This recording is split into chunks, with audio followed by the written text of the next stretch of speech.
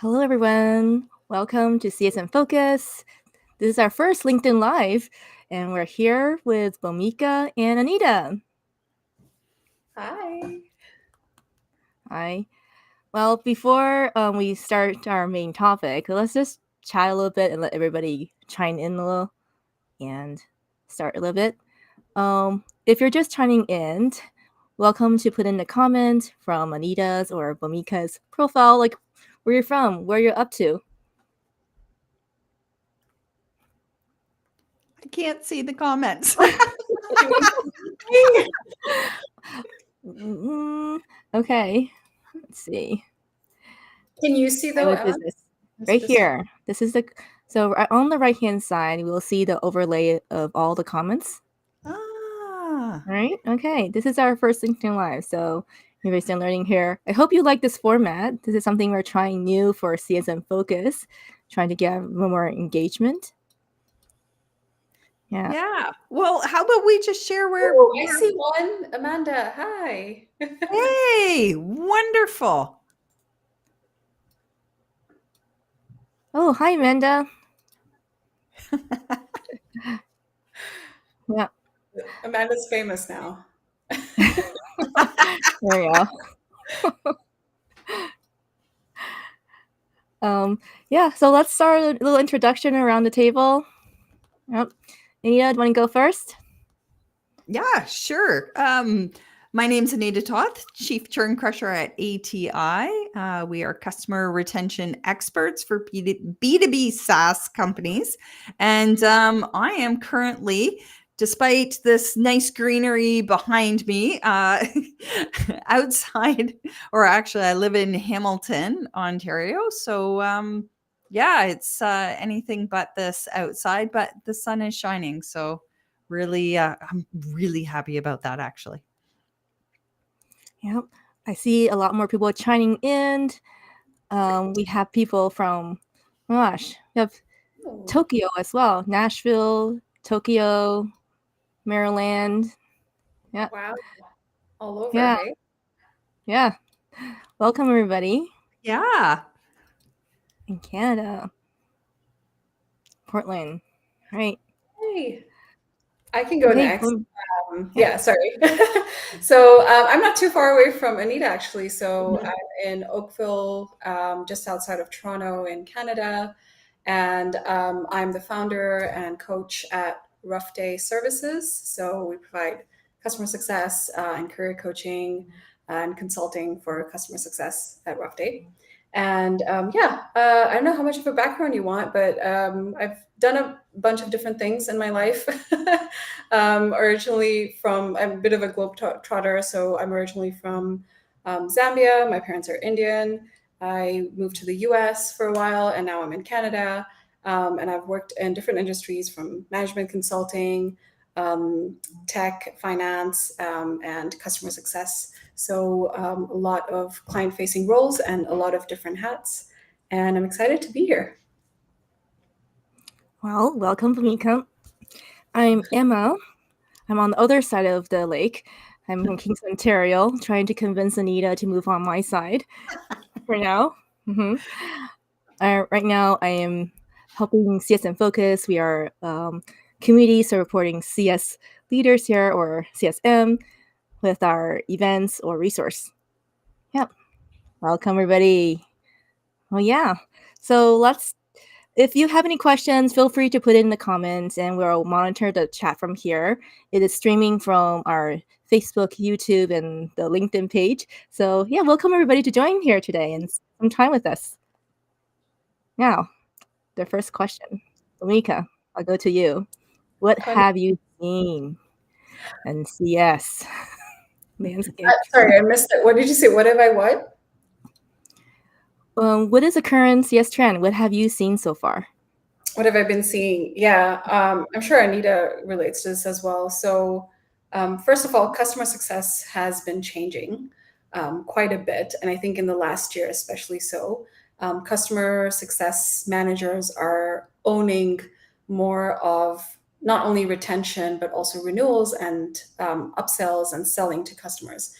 And so one of the things with the trend is, I know a lot of customer success managers sort of go into customer success because they don't like sales, but it's sort of becoming the norm that you will have some sort of selling component, some sort of revenue component with customer success, which is a good thing, right? You get a seat at the table with revenue, and you're starting to kind of own that process a little bit. So that's a trend that I've been seeing. I'm curious what if Anita has been seeing something different or similar or something completely that I missed. Yeah. So for sure, I actually think it's a benefit for customer success to own revenue. And I think where it becomes a bit of a challenge, and we could talk about this, going forward or not, is around that tension between customer success. A lot of us are attracted to it because it's quite relational. It's kind of heart-centered, and it can feel like there's a bit of a conflict when it comes to, and I will put it in air quotes, selling, because it can be viewed as helping. So rather than just selling as we think typically how sales works. So that's definitely one trend. The other one that I see, and this is what I'm pushing for, is a greater understanding of customer success leaders and CSMs to understand the business of SaaS. Now, it's not just how business works, but also what impacts SaaS companies from the outside. How do, funding rounds affect what happens internally? So that's definitely a trend that I'm starting to see, this sort of, as I say it, going from the kids table to the adult table. And I would love to see customer success do that. I think it's at a stage where it needs to grow and change, and, going forward, if it's going to have a chance to really make the impact on both the customers and the company that customer success can make. So that's the trend that I'm currently seeing and personally pushing for. Yeah, I agree. I think it's about also like just understanding the metrics and how it's measured. I think coming from a finance background, that's often something that I'm told is, if you need, like, if you're going to understand how you're measured, you need to work closely with finance to understand how you're going to be measured, right? So yeah, no, completely agree. Out of curiosity from our audience, how many people are actually owning this commercial side right now? You might want to put like +1. Just kind of quickly do a quick survey. Are you in charge of expansion or renewal at your current team? Yeah, I'm curious too. Mm-hmm.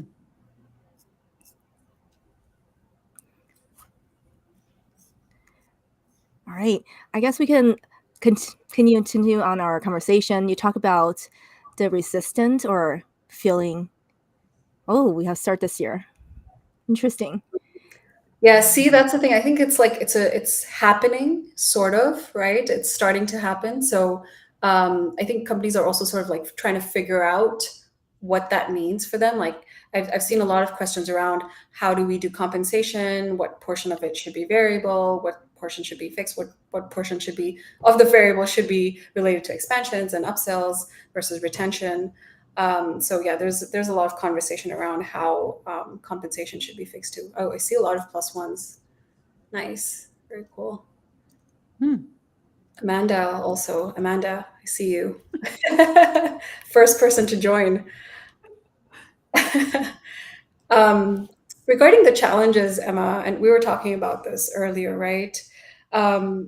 The challenges in implementation. So I actually went through an implementation like this at a previous company when I was working as a CSM.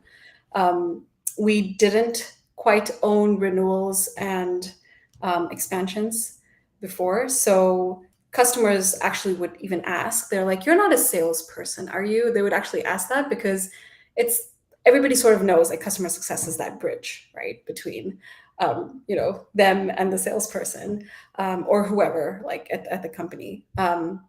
So when we started to own renewals, it was a little bit of a mixed signal. I would say for me personally, most of my customers were fine with it because we already had such a good strategic relationship.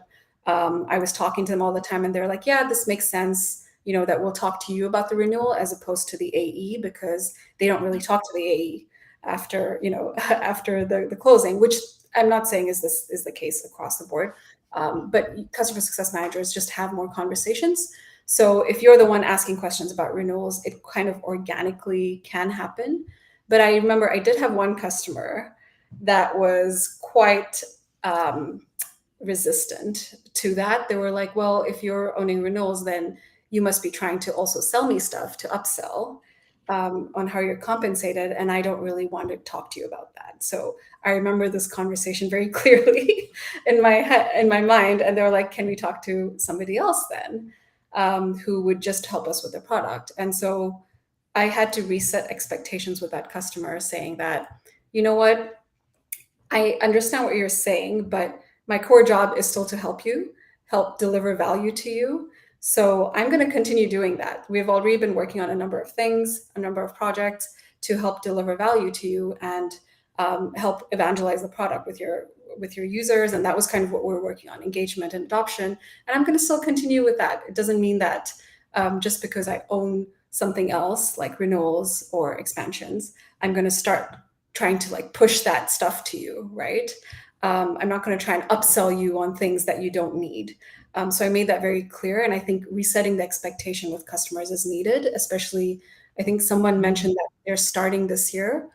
So if your role is changing, you might want to have that conversation early on with your customer, just letting them know that, hey, I'm going to own renewals. It's no big deal. We'll still continue our relationship the way it is. I'm just helping deliver value to you. Therefore, I'm going to talk to you more about it.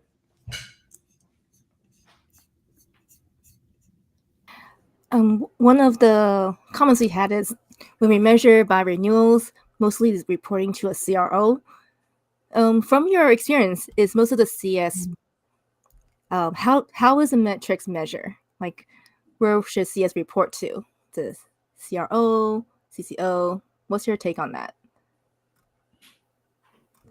I think it really depends on the company and the culture. There's not, I wish we could just give it, a single answer that would apply to every business model, every company, every type of culture. I know Dave Jackson has really been pushing, and if you follow him on LinkedIn, his whole thinking is that it should be more by, rather than title, it's the function. What are we trying to accomplish? And then from that, the reporting structure would make sense. And as well as, who is responsible for which parts of what you're trying to accomplish, essentially. But that, I have to say, for most companies is a really, really tough sell because you've got to have buy-in from the top. You've got to essentially, you're breaking down current organizational structures to then build something that's totally different. But you could go from that extreme to, reporting to a CRO, not uncommon at all. So anyway, I just wanted to say that there's almost however many companies out there, there's different reporting structures, different organizational structures. So just wanted to give you a taste of the full breadth of models out there.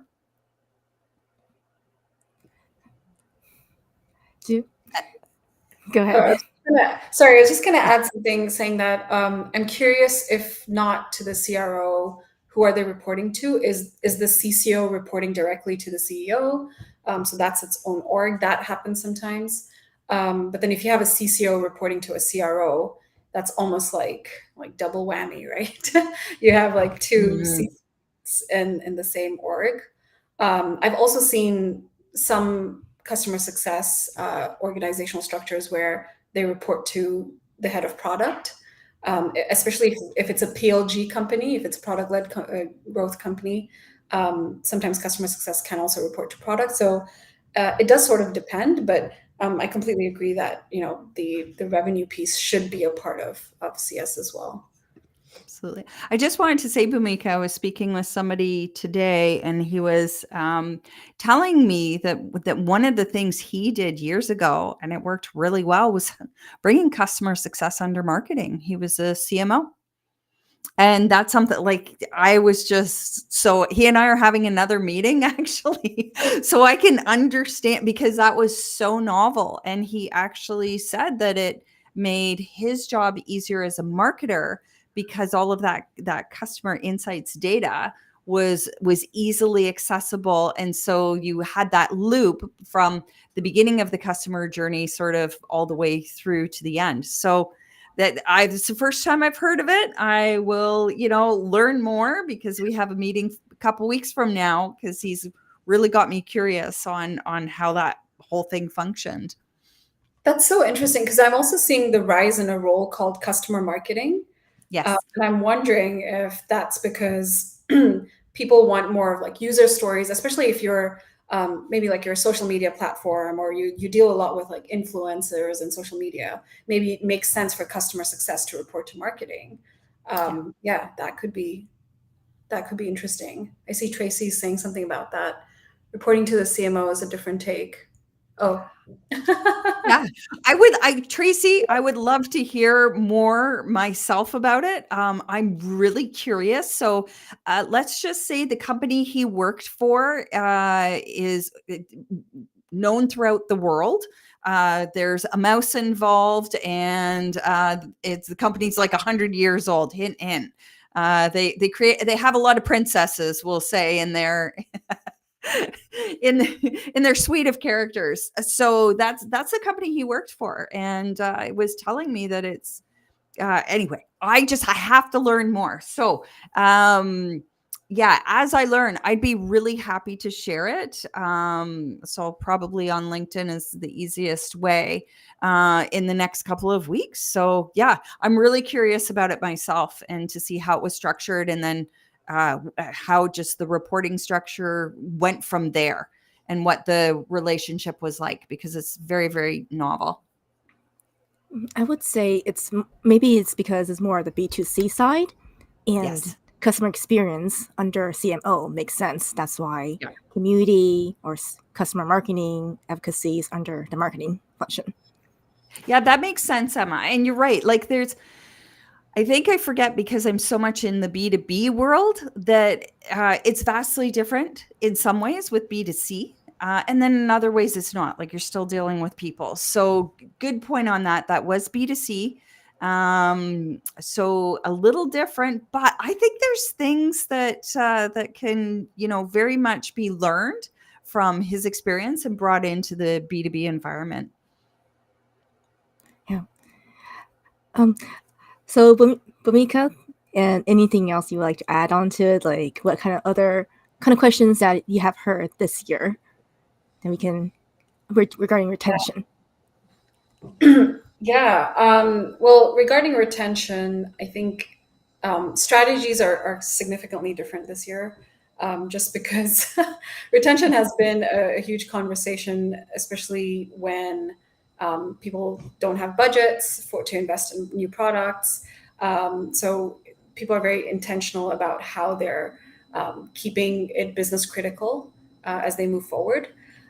So some of the things that we're hearing about retention trends is just how to make sure that you're constantly delivering value to your customer. And the funny thing is that sometimes when the sale is closed, you're sort of just looking at probably just one or two of the user side from the customer, right? So it's like the economic buyer or decision maker that you spoke to. But essentially what you're trying to do is deliver retention across the organization that's using the product. So it goes everywhere from users to decision makers to economic buyers that need to see that value, because it's not just the buyer that's going to, even though they're ahead of making the decision, the finance decision, they're still going to consult the users and the decision makers whether this product should be renewed or the service should be renewed.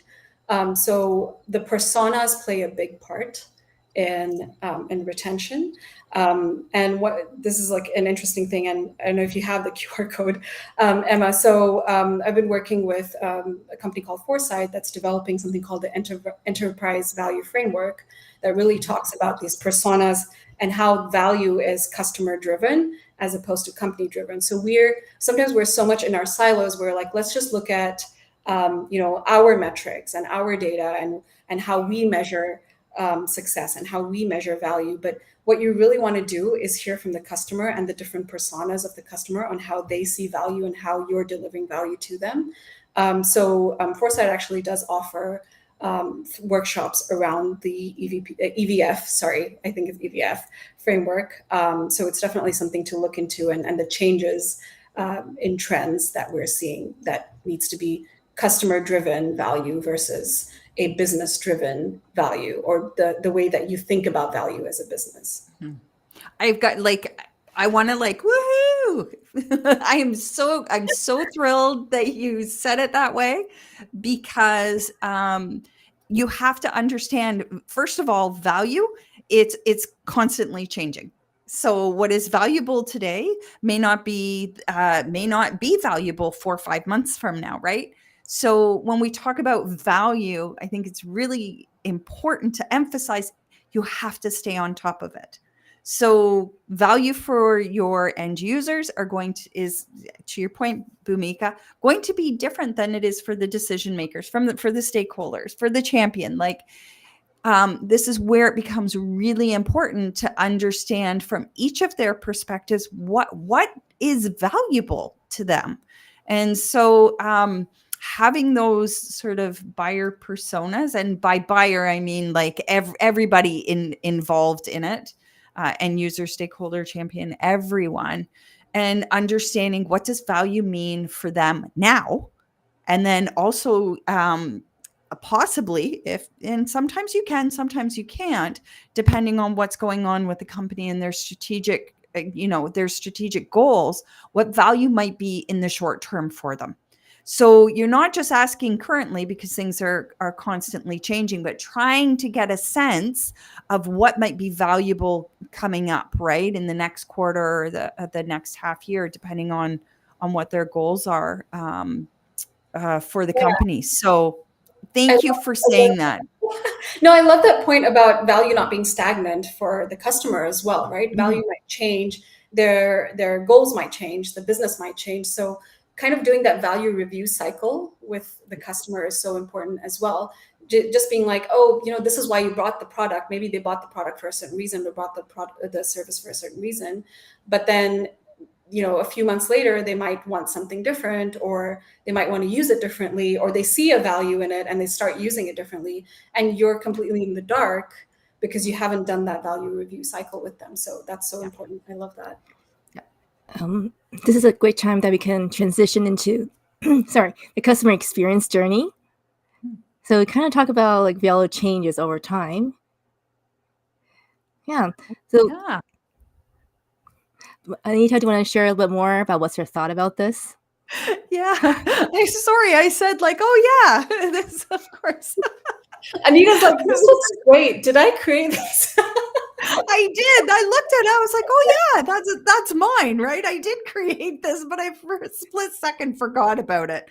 So I think that this is a great way to frame what we were just talking about, because we're talking about relationships, right? And if you were to show up once a year with your partner, romantic relationship, significant other, spouse, just once a year with chocolates and flowers, and be like, okay, I've done my duty. Here we go. We're good for another year, right? Realize, no, you need to have those conversations that are ongoing, that dig below the surface. So I created this to try to capture an understanding of how the different just along the customer journey, being sort of similar to a romantic relationship. We're still talking that this is a relationship. So over to the left, you have the blue. This is your dating. This is, lead generation, you just getting to know the person. Then you move to the right a little bit. This is where sales comes in. Let me do this. Yeah. So then you have the wedding. This is where they convert, they sign on the dotted line. Whatever happened to the left, they are now wondering, when I, become a customer, are these expectations still going to be met? Whatever the promises were made about what it's like once we're married, are those still going to hold true? And then, of course, you have the honeymoon, which is the onboarding, which can be very short, couple hours to a few months, depending on the platform that you have. So with this, this is really where the seeds of churn are often planted. So if those expectations that they got, during the dating phase, from marketing, from sales, they become a customer and those aren't accurate, then they can easily get buyer's remorse. Like, who here has ever purchased something and you purchase it, you bring it home, you purchase it online, you try it out, and like quickly you're disappointed. You're like, this is not what I expected. I'm not happy with this. It's called buyer's remorse. I actually regret buying this. Who here, just type a yes in the chat there, has experienced this? I know I have. And it's this buyer's remorse that we're really trying as much as possible to prevent from happening. So this is where the alignment between marketing, sales, and customer success becomes so important. And that onboarding phase becomes really, really critical to this whole process of trying to stop buyer's remorse from happening. Thank you, Amanda. And Crystal, yeah, I definitely have experienced it. But then we get on to what is the marriage, and this is retention. And for anyone who's ever had a relationship, even friendships, what you do in the beginning of your friendship, as the relationship matures, you have to do different things to keep the relationship alive. You cannot just expect that what you did in the beginning is going to be fine for the duration of the relationship. And this is what Bhumika was mentioning, with understanding what the different the different groups in the customer account, that you have to understand what's valuable to them, what are they getting from the platform, and you have to keep that relationship going. Again, chocolates and flowers once a year is not going to do it. So how do you keep that going? And then, as you can see, we move further to the right, and then it starts getting into the red zone. So this is where customers are now starting. I have another one that actually says wandering eye, where they might be starting to, look around and be like, I wonder what else is out there, because they're not really happy. And then some of them might actually take a test drive. So this is, demos from your competitors before they decide to actually churn. And just like in a romantic relationship, when you finish the relationship, that's often it. Typically, people don't come back. So this is where it becomes really important to, we even titled this strategies. Sorry, lost my train of thought there. Strategies, customer retention strategies, that they have to be ongoing. There has to be change. Again, what worked before may not work now or going into the future. So the biggest thing I think that I can impress is ask good questions, get an multi-thread, get an understanding of what is valuable. And then from all of those different people in the account, and then from there, figure out your strategy on keeping that relationship going. This is so timely because next week is Valentine's Day. We're all hinting chocolate's not enough. It's better to do the chores around the house, right? I absolutely love this, Anita. Can I add something, just like in the South Asian context, because we were talking about different personas, and we have a saying in South Asia, I think, as a whole, that when you get married to a person, you don't marry just them, you marry their whole family. So, Yeah. so basically, you're not just you're just not just trying to make the relationship work, but you're trying to make the overall community relationship work. And I think that resonates with this so much, that it's a relationship journey overall with the whole company. Yeah, absolutely. And if you even take that a step further, and I like this analogy, that there's going to be some people who are going to exert more influence than others. So just because somebody is a decision maker, it doesn't mean necessarily that they all have equal power in making that decision. So this is where it becomes important to ask good questions. And when I mean good questions, you might be asking, like, what's a good question from a not good question? Good questions go below the surface. So I see Gary wrote family EBRs. It's in some ways, yeah, you could you could say that, but and it's trying to, yeah, how am I going to say this? We have our nice face, our social face, I'm going to give you the correct answer. Maybe because I want you to like me, maybe because I'm tired and it's the easiest thing to do. We've all done this, right? But really it's trying to get a little bit below that. So you have to ask different types of questions in order to get below the surface and find out what's really going on. And so asking those questions, getting that understanding, from there, you can better develop your strategy. And of course, thank you, Emma, for popping this up. As we continued with from the previous slide, when you churn, and this is why churn is so important to prevent from happening, is that most people just assume immediately that it's just a revenue loss.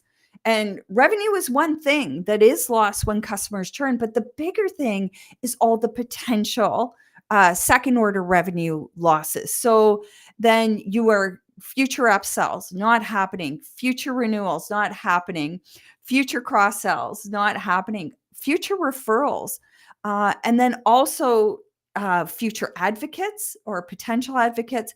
But one of the biggest is the negative brand impact. So positive word of mouth marketing gone. And we all know, like, I know I go on Amazon, and if I see a whole bunch of 1 and 2 star reviews for a company versus an identical product from another company that has more 4 and 5 star reviews, that's a positive word of mouth marketing that says to me, you know what, I'm going to go with this company because they seem to either have a better reputation or a better customer experience. So the purpose of this is to show you that churn also not just has an immediate impact, but you're really losing all those future revenue impacts through. I am so sorry. I am all over. I am all over the place here. Long story short, you're missing out on a whole bunch of second order revenues that come, year 2, year 3, year 4, year 5. Yeah, it's the long-term thinking, right? It's where you're thinking, is this one small thing going to, blow up out of proportion for the customer, and are they going to be super unhappy and start, feeling bad about you and bad mouthing you? So, yeah, it's definitely a big thing to make sure that you're on good terms. Yeah, I wanted to say further to this that I was reading. Jason Lemkin from SaaStr wrote an article about this, and he estimated that those second order revenues, so all of those things that are in the dark blue, can add up to as much as 2 times your current customer lifetime value. So there's really significant financial impacts every time a customer leaves, and it comes from those future revenue opportunities. All right. Oh, there we go. This is the number of our customers over churned, percentage of churn over the month, and how much you're losing. Right, Anita? Yeah. And you know what? Sometimes like to have that previous slide, we just talked about it, but this is the actual impact on growth. So that you can see that if your churn rate is quite high, then it's going to really impact the company's ability to grow.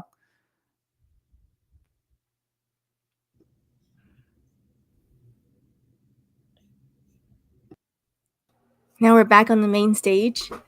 I would like to ask, because we're here for retention. So what are the tactics or strategy you can share with the audience about what to look out for? What's the one thing they can do to start with looking at their retention? Bhumika, you want to take that and start? Yeah. So I think we touched on a few things, right?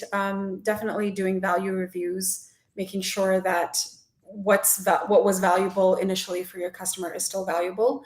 That's important. And then keeping in mind the different personas, different people would have different value metrics for them. So maybe the user only cares about the product, but then the CEO will look at the whole business and the big picture and the impact of it. So those are a couple of things. So definitely do value reviews, talk to your customers about it. The other few things that you could do is also just like make sure that you're touching base with your customers. Sometimes you have a large book of accounts, especially with smaller accounts, you might have a ton of them. So what are you doing to keep them engaged, understand their pain points, still listening to them if you're not enterprise and you're not doing one-on-ones?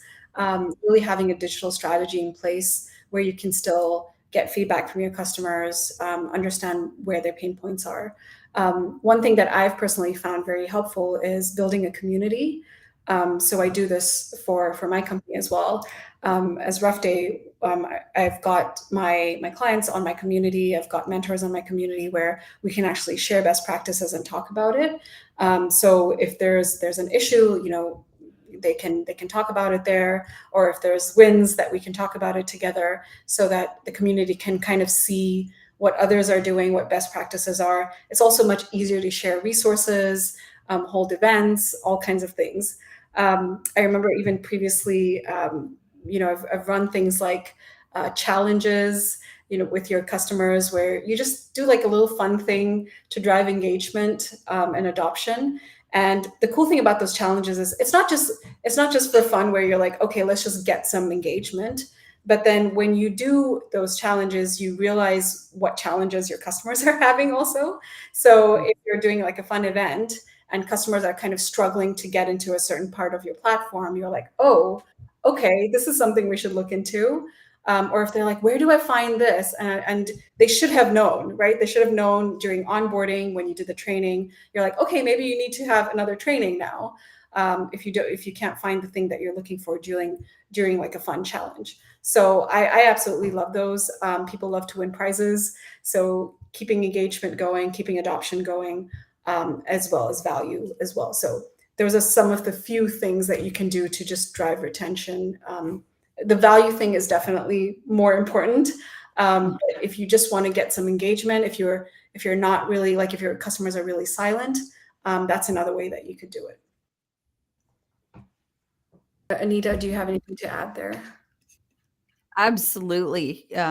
So this is my passion. I'm like really, really excited to talk about retention. And this is more for CS leaders. And that is, if you haven't run a root cause analysis for churn, I would say like number one priority, understanding why customers are churning. Eventually you can segment into those personas, which again makes sense. Once you've got enough data. And this is the most important thing. If you're trying to understand how to retain customers, you have to have data. And we used to have a saying, I won't say like in the 1980s, but it was in the 1980s. And it was, computers were new and there was something called garbage in and garbage out. So you can collect data, but if you're not collecting the right type of data, you're not going to get the right insights you need to build the right strategies to deal with it. So first of all, root cause analysis. Why are your customers churning? You can definitely layer it as time goes on with product line, your best customers, or your tier 1, tier 2, tier 3, however you want to do it. But first of all, do it that way. The second thing is understanding that, again, retention's a really complex issue. So you can't solve this overnight. It's not going to be a one and done thing. This is something, it's kind of like weight loss, let's say. So, if you haven't done root cause analysis for churn, then that's going to be like a big chunk of weight that's going to come off really quickly. You're going to discover all sorts of opportunities to increase retention from that. But then as time goes on, it takes more effort to then make the bigger wins, if you will. So I think it's a mindset shift that you have to do and focus on that this is long-term. It's something you're always going to be dealing with. But data is your friend. Good data is like your best friend when it comes to understanding retention. And what we do with our clients is exactly this. We speak with their with best customers, and then we speak with churned customers. And from that, that delta, you're going to very quickly see how differently your best customers behave, how they think, and what's different about them versus your churned customers. And so again, just start there, realize that, you're going to have some quick wins in the beginning, and then it's just marginal gains. But if you keep at it over time, you're going to really see some significant changes in your retention metrics. And can I just add something? I remember we talked about this when we met, the three of us. The ICP has to like constantly be defined and redefined, right? So your ideal customer profile for your company, when you're a startup and when you're just starting out, you're sort of like customizing a lot, trying to figure out, where you really fit into the market. You might not have your differentiators all figured out, but then you get those like one or two really, really great customers that you can work with. And they love you, and then they continue working with you. So use them as design partners. Use them to define your future ICPs as well, and revisit that, because it might change in the future, right? You might start off as one thing and then become something else as a company. So especially if you're a smaller company, redefining, like you said, root cause analysis, which ultimately defines your ICP as well, right? Yeah. And customer success is really uniquely positioned with that customer insights data. There's constant engagement with customers that, except for support, there's pretty much no other function that has that same depth for such a long duration, right?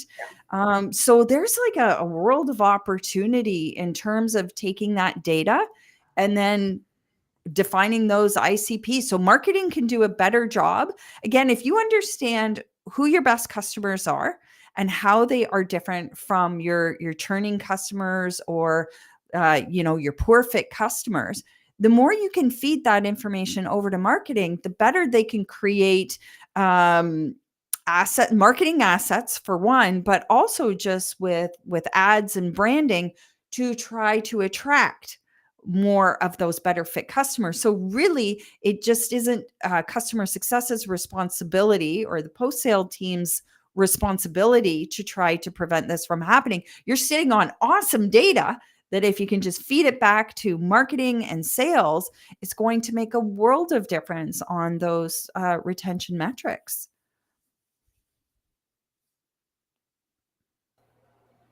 That's great. I think you can touch base that we do have to review our ICPs. Things have changed a lot. And really, there is a good, and even for the metrics side, I think we kind of want to talk about metrics as well. I really recommend everybody to check out Winning by Design, the benchmark metrics based on the ACVs. And my question to you guys is NRR our gold standard still for CS? Anita, go for it. I don't want to say it out loud. No. I actually think one of the metrics that is in many ways company-wide, but customer success has a big impact on is customer lifetime value. I think that's a far more valuable metric that customer success can impact that is measured company-wide. If you know what key company metric is what I want to say, not company-wide. So that's actually one of the ones that we measure. We don't, churn is in there, NRR is in there, absolutely. But like for our clients, it's customer lifetime value. Just find it's a much more valuable metric overall. Bhumika, your turn. No, I agree with you. CLTV is so important, and I think here's the thing, and I don't know how popular of an opinion this is. I'm going to go back to just letting your customer define what's important to them, because if you're going to talk about NRR and that's your company metric, you might say, "Oh, we're doing great," but then if the customer is not happy, like next year they're not going to renew. So I think let your customer sort of define. You can start with NRR or even GRR. Gross retention is also a really good measure to have in conjunction with NRR, because you don't want to just look at new business. You want to look at existing new business both, and then compare like what is coming from new business, what is coming from existing business. But aside from that, letting your customer really define the value, and that comes into the CLTV. So yeah, I'm completely in agreement with you there, Anita. Yeah. And thank you to everyone who's watching for not jumping all over us in the comments. I was always a little scared to bring that out, but I am a firm believer, and that's why for ATI, my company, we actually moved from churn and different retention metrics as our North Star to customer lifetime value. It just made more sense. So yeah, I stand by that. I'm sure there's a lot of people disagreeing with us right now. It's helpful to have, right? That's the thing. Like you said, the North Star metric, like it's good to have NRR. It's good to have GR. It's good to have NPS as well as a adjacent metric almost. Yes. But if you're going to set NRR as your North Star, that is just sort of setting you up for future failure. Maybe not right now, but it's not long-term growth for sure. Yeah. Another thing for the CS leader to consider is the unit economics, revenue per per agent, like or cost, as this year is still about efficiency and making sure. Yeah. All right. Although that kind of makes customer success a cost center. So anyway, but we want to do that again in conjunction with the other metrics. So I think any metric in silo is a little bit risky. So you can look at it overall. I'm not disagreeing with you. I'm just saying in conjunction with the others. Well, this every department is kind of looking at that right now, not just CS. I would say that way. All right, we have about probably a few more minutes. I want to share just a plug from what's coming next in CS and Focus. We have we have 2 events coming up. One is with Churn Zero. That actually Churn Zero is having an in-person meeting in February 22nd, and also Bob's going to be talking next month with us. Right, that's my plug. Hey, good stuff. CS and Focus. Yeah. So this is another QR code. This is from Anita. And if you're interested in kind of learning a little bit more about retention, Anita, there's an article on her website that you can download. Yeah, absolutely. And this particular download, first of all, there's no email, you just grab it. The other thing is it can be used as a way to start bridging the gap between customer success and marketing. Several of the examples in there are specific for marketers. So it was created it can be a great talking point, right? If you don't have a close relationship yet with your, director, head, CMO, this could be it. Going and saying, hey, came across this, what do you think? Any of these might work. And then from there, you can take the conversation a little further. Because the biggest challenge with customer success around retention is you are at the end of the stream, like you are downstream from marketing and sales, and whatever they do, you have to deal with. So the best way to, permanently or significantly change your retention rates is to start partnering, especially with marketing. It's a much easier lift than sales. Marketers are open to testing and trying new things. They do it all the time. And this could be a way to start bridging that gap, because if marketing starts attracting better fit customers, sales will be able to close them faster and at higher rates. And then customer success isn't going to be burned out trying to, take these poor fit customers and make them into, a good fit customer. So just something to keep in mind. And this download can certainly help you get that conversation started. You can also contact Anita from the website or on our LinkedIn. Yeah. Now, well, this is the same. If you're interested in contacting Bhumika, this is her website as well. Just want to put up here. You ready? I was actually going to say I really like Anita's take on marketing, because it's not just a one-way street. Marketing needs customer success to really build those stories and pass them on to marketing so that they have better content on their website. But all of that stuff that you do because you're customer facing, marketing needs that from you. So it's a really good relationship to nurture. And it's not obvious. I mean, most customer success leaders, when I speak with them, they focus instead on sales because it's the most adjacent, right? And I get the expectations being set often by sales are, like I talked about earlier, that buyer's remorse and during that onboarding phase. But really, marketing is the easiest relationship often to establish. Yeah, I love that. I think Gary actually had a question. I don't know if you answered that. He said, sales letting marketing control revenue.